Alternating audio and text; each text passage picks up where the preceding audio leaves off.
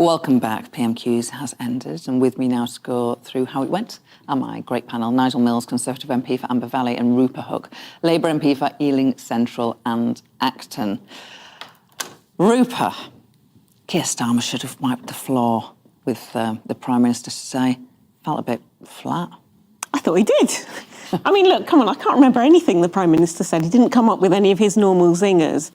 And I don't know if he was trying to be serious, Boris, or something, but quite often when he did the statement after the Sue Gray report, he's given a serious script to read that says, "I apologise profoundly."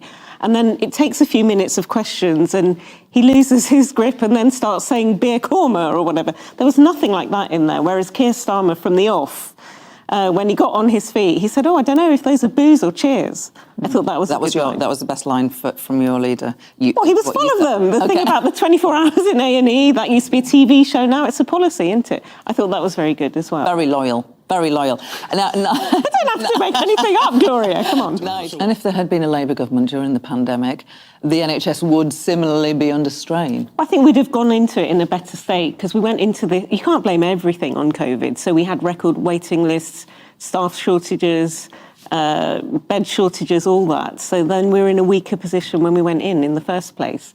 And what I would say locally is the big one that people ask me about is mental health, to be honest. Because I think there's 1.7 million people, is it, waiting for mental health appointments of some sort or other, especially CAMS, child and adult mental health services. I remember that. So that one, I think you have to wait years and years to get an appointment for those. And again, this pandemic's messed with everyone's head, but especially kids who their normal ecosystem of the school was taken away from them. So there's long waiting lists for young people to get mental health appointments. I thought the passport chaos, another question from the backbenchers, is that happening in your areas? Yeah, big time. Just a lady was phoning up the office yesterday. Her kid needs to go on a school trip for Friday. And she was saying, "Is it coming? I'm in Victoria. I'm in the queue now. They're saying that my MP can help me. Will you talk to them?" But yeah, I mean, passport chaos, the stuff at the airports, those pictures of queues, shocking queues and cancelled flights and all that. It's a mess. We've got travel chaos. But it seems bonkers at a time like this that they're going to slash the civil service. And, some of the policies they are coming up with, things like the imperial measures, nobody on a doorstep asks for that.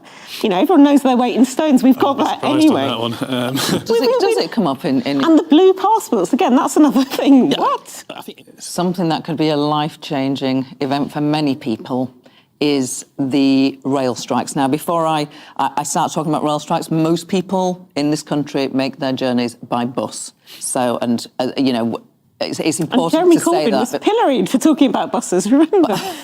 Well, that was one thing he did go right. So buses are not on strike, but those rail strikes, people particularly who are going into cities in order to work, particularly in the capital, it's going to be incredibly difficult. There's a tube and a rail strike on one of the days. I mean, Rupert, the Labour Party has a close relationship with the trade unions, but my goodness, this is ridiculous. Well, yeah, no, obviously we're a creature of the trade unions. We're the political wing of the trade union movement. But I think it's the government that we have to look to here because they just need to sort this out. Some heads need banging together. Everyone needs to get around the negotiating table. The unions, the rail operators, rail track, all those different bits. And I don't know, I mean, possibly Conservatives are loving this because it's a chance to revert to union bashing. And it feels like the 70s, doesn't it? Inflation, imperial measures, strikes. All we need next is the 3-day week. And that's when I was conceived, when there was no electricity.